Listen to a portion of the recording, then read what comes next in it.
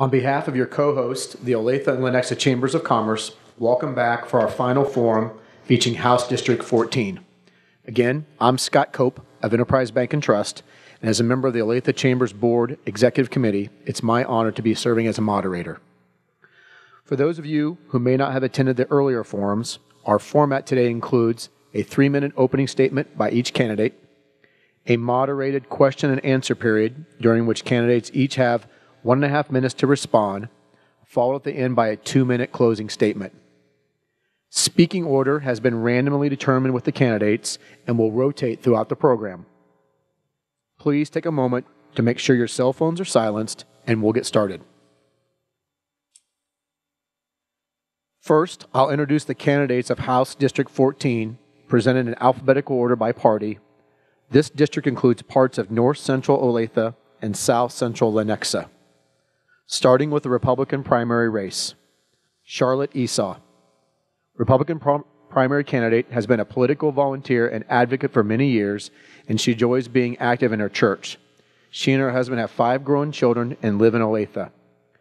She serves on the Commission on Aging, volunteers with the Olathe Public Library, and has been a volunteer counselor with the Leleche League, an organization assisting young mothers. Moving to the general election Democratic candidate. Angela Schweller. Democratic general election candidate, grew up in Johnson County, attending public schools here before graduating from KU. She is currently a small business owner and a realtor with Keller Williams and enjoys being involved in the community. Angela lives in Olathe with her husband and 2 children. We will now move to the opening statements by each candidate. Candidates, as a reminder, you have 3 minutes each to present your opening statement. Thank you to the Olathe and Lenexa Chambers for providing this opportunity for you to learn about the candidates and where they stand on the issues that matter to you. My name, as they said, is Charlotte Esau, and I am seeking your support to be your next state representative in Topeka. My husband Keith and I have been residents here for over 30 years. We moved here as a young family, raised our 5 children here, and we're now enjoying 4 young grandchildren. We came seeking economic opportunity, built our home near my husband's place of employment, and have stayed because we've put down deep roots within the community. I want to see this district continue to both thrive and be a place that new young families can move into as we did. That can only happen if we have an economic climate that fosters growth in jobs and a tax policy that doesn't take more and more of the family budget. For the last decade, I've served on the Commission on Aging, and as I've been talking with many seniors in their homes, they tell me that we need to ensure that we're not overburdening our seniors who typically live on fixed incomes so they can continue to afford to live here as well. A community that has families of all generations who choose to stay here for decades is one that will be stable and healthy in both economic and social terms. I will strive to be a voice for the taxpayers in Topeka, ensuring that our state government spends your money the same way you would if you were there budgeting yourself. Thank you for taking the time to be an involved citizen by being here and by listening to this video online. Candidate 4, Angela. Hi, I'm Angela Justice Schweller, and as a member of the Olathe Chamber, I'm excited to be participating in this forum that they've put together with the Lenexa Chamber. So thank you guys for doing that, and for everybody coming out today, and for everyone who is watching on video. So I'm a 5th-generation Kansan, and as mentioned before, I grew up in Johnson County, attending the public schools in Shawnee Mission, went on and got my degree from the University of Kansas, and for the past 12 to 13 years, I've been a small business owner and a realtor in the Kansas City area, representing families that want to move here and live here. I'm now with my husband JT raising my 2 kids here in the Olathe Public Schools, and I want to make sure that they have a bright future and that they also want to follow the pattern of raising their families and starting their careers here in the future. I'm running because through my engagement in the community, I realized that my current legislators weren't necessarily representing who I am or the people that I see around me. I felt unheard and often dismissed, and I feel like a legislator should be a working partner with the community members, and in order to do that, they have to hear them. I believe that people that are best represented are heard, and that's what I'm here to do. I'm here to listen. So thank you so much, and I look forward to answering the questions today. We'll now move on to the moderated question and answer section of the forum. Candidates, you'll each have a minute and a half to respond, and the speaking order will rotate with each question. The first question: what are your views on state tax policy? So I would somewhat agree with that. What you just said, Tom, is that we do seem to be headed in the right direction. Our revenue is up and exceeding what was estimated to be true of right now. But I will say that over the past several years, our state policy has become out of balance and a little bit regressive. The recent decreases to our income tax forced both the state and local governments to increase their sales and property taxes to cover just basic needs. We have one of the highest food sales tax in the country, and that hurts our working families. As a state, we need to get our three legs of the stool back in balance. And I would also challenge the spending sentiment that was just expressed, because I feel like we've gotten very efficient in our spending, and I think it could be misleading to some to act like our state is out of control in their spending. It's definitely a balance that you have to find, and you want to be smart in it. But I think over the last several years, we've gotten very efficient in several areas of spending. Candidate 1. We need a tax policy that's fair to all, that doesn't punish the working class, that doesn't punish the middle class. But we also, as some have said, need to focus on spending. One of the things the legislature did a couple years ago was fund an efficiency study that, if I had brought the whole thing, it's almost 300 pages. Not very much of it's been implemented. Some of it was good ideas, some of it perhaps wasn't. But instead of spending money on study after study, what we need to do is say, hey, we need to watch what we're spending, not spend money on things that the private sector can do out there, find ways to be more efficient. It can be done without having to study it all first, and then we can focus on other things we need to make with tax changes. Now, one of the things that I have discussed with a number of people, especially at their doors, is how we're doing property tax assessments. And right now, our property values keep going up and up, and I don't know about you, but I don't automatically get an income increase just because, it's a new year, we get more money. It doesn't work that way, and yet government seems to say, okay, your property value went up, so we'll tax you a little more, we'll tax you a little more, we'll tax you a little more. Pretty soon, I can't afford to live in the house that I'm living in right now because my taxes have gotten out of control. So we definitely need to look at that. Question number 2. With record low unemployment rates challenging businesses' ability to find enough employees, what would you do to grow and develop the state's workforce? So if we want to see economic growth, then that's directly related to population growth. As a realtor in the area, I keep up with market trends, and right now the trend is people are leaving Kansas. So I would ask the question, why are people leaving Kansas, and why aren't we attracting more people, well-educated, good workers to Kansas? I believe some of the key issues that contribute to this are the fact that we've created a perception that we don't value our public education. And that's key to what the foundation of our communities are around here. I find often that people move across the state line because they value our public education systems, and we want to keep up that perception with people. The other issue, I think, is that we are starting to become viewed as a discriminatory state. We've got to get out of this litigation. Oh, sorry. I'm just messing up. We need to reverse some laws that have recently been placed, like the Adoption Protection Act, which is essentially a state-sponsored discrimination law.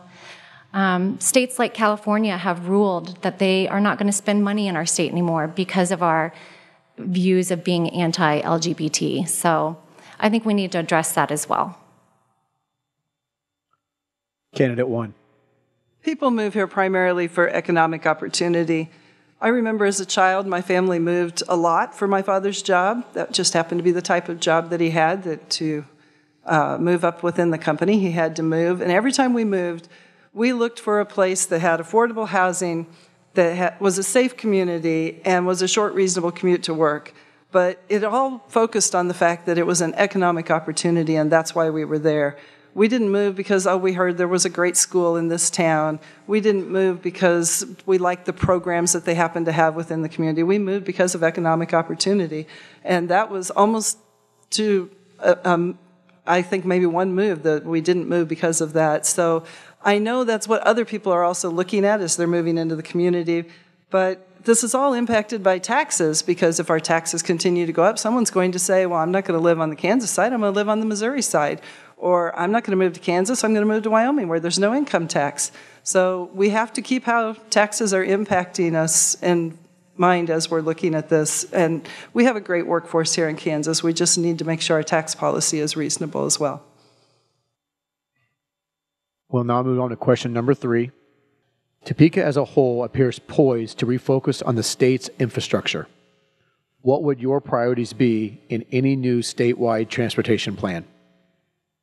So in the recent years, our transportation department has had sweeping of the funds out of it. So I think number one thing would be to prioritize the replenishing of those funds. At the current spending levels, we are not even meeting basic needs, which is going to cost us many times over in the future cost and repairs and replacements. And as well, we need to keep in mind what it's costing just our regular individual drivers on the road. I know, for instance, myself, driving down 435 about a year ago, I ran over some sort of debris and cost myself $1,200 in damage. So we need to make sure that we're not causing things like that to individuals, because they're going to end up paying a lot more. Then, yeah, I think that covers it. Thanks. Candidate number 1. Over the last year, I've had the opportunity to travel all over Kansas, and we have some really good roads in Kansas. If you don't believe me, visit another state. But at the same time, we have roads that need some help. They need improvement, they need maintenance, and they're kind of hurting. And then suddenly you'll be at a place where they obviously built the road hoping the traffic would come. And you think, why is this 4-lane? There's nobody here. There's no traffic. We've got to get smarter about some of that and plan it a little more spread out. If we're going to improve roads, let's at least make sure that some of the back roads that are still state highways are also being improved so that they're safe. But when you look at what's right here in our district, I don't know about you, but I don't think I've driven on 435 and I-35 when it wasn't under construction at least 6 months out of the year. Seems like we've never gotten it done. We've got to do some better planning so that we can look a little bit longer ahead and perhaps go maybe a whole year without reconstructing one of our highways that we drive on a regular basis. And we need to be smart about how we fund it and keep it within reason within our budget. Now we'll move on to question number 4. What are your views on funding K-12 education?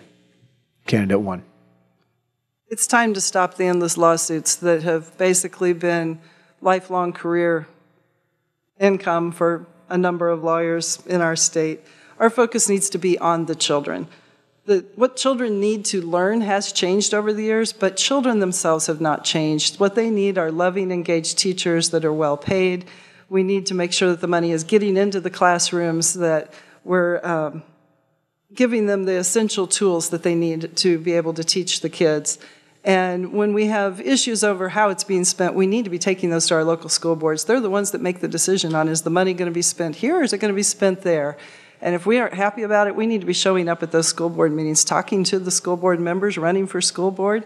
It's not an exciting job, but it's clearly a needed job. We also need to show up at the budget meetings and tell them, I want more money spent here and not more money spent there, because it's really a matter of how we're allocating the money more than anything else. So, as mentioned, it's in our state constitution that we fund our public education adequately and equitably. And we elect state school boards and local school boards to help set the standards for what we want to see in our education. And in order to get there, there needs to be a certain amount of funding level. Our courts have ruled that the funding level is unconstitutional and that our legislators are not doing their job, and it's time that they do their job and fund it appropriately. I also want to get out of this litigation. I think it's a waste of our tax dollars, and for whatever reason, certain legislators have just refused to do it. I think we're very close, and I think we can get there. but it's important to realize that also that we have had several studies done to see what is needed in our education system, and that it has been ruled that we are super efficient. In fact, they said 96% efficient in where our spending in our schools are, and that the only thing that would increase to get to the standards we want would be more funding. There was a point that you had made I wanted to touch on. The percentage of growth in classroom, teachers and students versus administrators. I think that when you quote it in percentages, it can be misleading, just because when you compare the two, the in-classroom instruction levels and numbers are already so high, so percentage growth wouldn't be an accurate representation when you compare administrative growth versus instruction growth. So I hope that makes sense. We'll now move on to question number 5. The question has 2 parts. Describe what you see as the Kansas advantage when it comes to economic development and tourism, and the types of economic development policies that you would support to encourage job growth and business expansion in Kansas. So I had not said anything about our central location, but thank you for that credit, because I do believe that's an asset. I also think that Kansans are awesome. We are friendly, we're fun, and it's a great place to live. So I think that that's our attraction.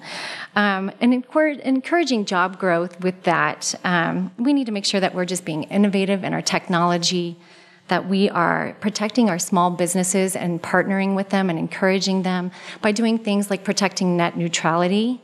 And we need to make sure that we're investing in our digital infrastructure, which is super important for the future. Candidate 1. We have safe, family-friendly communities. We have a growing economy. We have wide open spaces. We are centrally located. We have a work ethic that says, let's get it done, whatever it takes at the lowest cost we can possibly do. All of these are things that we need to market to companies that are looking to come here. But at the same time, we also need to not necessarily be playing favorites between, well, we'll pick this company over that company, but with our tax policy, it needs to be something that is fair and accessible for all companies to be able to participate in. We also need to look at lower regulations on businesses, because many a times we have regulations and policies that keep businesses from wanting to come here because it will take so much effort for them to meet the standards that we say, well, you've got to jump through this hoop and that hoop. And so that's something else that we possibly need to look at. And we need to make sure that we're encouraging our kids to look at technical opportunities to get technical education, because not everything requires a college degree and traditional 4-year school. Perhaps I can go 2 years to welding school or whatever it takes to get it done, and I may make a whole lot more money that way, and we need a lot of welders. So that's the kind of thing that we need to be looking at too as well. Well, now I'll start with question number 6. What is the most important thing that distinguishes you from your opponents in this race? So I think that our legislature needs to be a little bit more diverse and have new ideas and have people that have a vested interest in the success of our state. One of the reasons I'm running is because I want to help. One of the reasons I'm running is because I grew up in Johnson County. I live here now. I'm raising my kids here, and I want to make sure that that tradition carries on. I'm a realtor, a working mom, and I think that we need that kind of representation up in Topeka. As a realtor, I've proven that I can work with all types of personality types and opposing sides in order to come together and collaborate and get the deal done. In Topeka, there is a lot of divisiveness that Tom has mentioned, and we need people that can communicate and listen to the other side and come together and get the deal done. And I feel like I can get that done. Thanks. Candidate 1.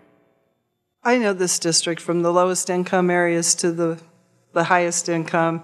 I've been watching it grow and change for the last 30 years. And I've worked with young mothers as they've been getting their families off to a start. I've listened to their struggles. I've also been listening to the seniors and how they're having challenges of staying in their homes and staying involved in their communities. Those are all assets that I bring to this position. But most importantly, the unique thing about me is that I've been watching the legislature for more than a dozen years, first as a volunteer and now as a spouse. I know what goes on behind the scenes. I know the kinds of pressure that happens at the last few days of the session. Let's just vote for this and get out of here. Compromise on this, and then maybe you'll get that. And so I'm not going to walk into it green. I'm going to know the kinds of inside things that are going on that most people don't see. And that should help me to be able to work with other people to not be quite such, I'm trying to think of the right word that sounds flattering, but when you walk in there and you just don't know, it can be quite a surprise to people to realize what they're facing and how legislation actually does get done, and I will walk in knowing how to make it happen. We will now move on to the closing statements by each candidate. Candidates, as a reminder, you'll have 2 minutes each to present your closing statements. We'll go in reverse order from your opening statements. So, candidate 4. Again, I'm Angela Justice Schweller. I thank you guys so much for coming out here today. I'm running just as a regular Kansan, a working mom trying to raise her family here and wanting best for our state. I love the state of Kansas, and I want to see a good future for it. I represent families here every day that want to move here or are already living here, and I see what's important to them. It's the values in our public education. It's the parks. It's the good infrastructure. It's the safety. And that's what draws people here. It makes people want to live here. And it also brings businesses to the area because they want to represent, or they want to set up their employees with a good foundation and place to live. So we need to take those things to Topeka, somebody that can get along, that can work hard, and represent all of the people around here in Johnson County, and someone that's going to listen and represent the people based on what they're saying. Thank you so much, Angela Justice Schweller, and you can find me at angelaforkansas.com as well. Once again, thank you to the Olathe and Lenexa Chambers for providing this opportunity for you to learn about the candidates and where they stand on the issues that matter to you. I want to see this district continue to thrive economically, to be a place that young families want to move to, where longtime citizens can afford to stay. I believe government should play a limited role in your life, whether it's at work, whether it's at home, doing what's essential, but without eating into more and more of your budget. I will strive to be a voice for the taxpayers in Topeka, ensuring our state government spends your money as wisely as you would if you were there in person. I want to thank all of you for taking the time to be involved citizens by being here today, by listening online. You can learn more about me and find contact information for me at charlotteesau.com. You can find me on Facebook at Charlotte for Kansas. And please remember to vote on Election Day. That concludes our forum for House District 14. Let's thank our candidates for participating in today's program.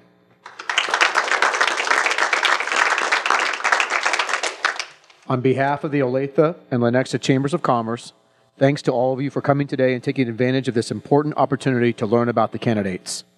For more information about candidates, videos of these and other candidate forums, and advanced voting details, please visit www.votejoco.com, and please share this voter resource with your colleagues, family, and friends. With that, thank you again for attending. That concludes today's event.